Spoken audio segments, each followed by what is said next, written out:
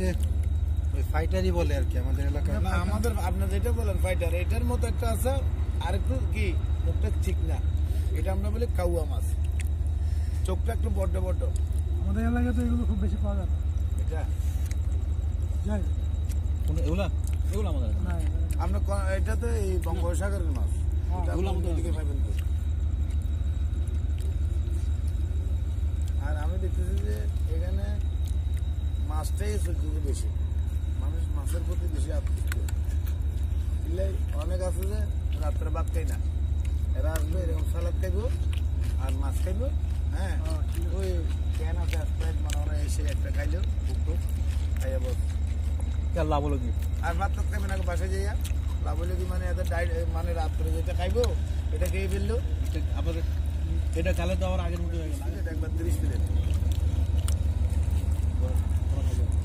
হ্যাঁ আমার সমস্যা।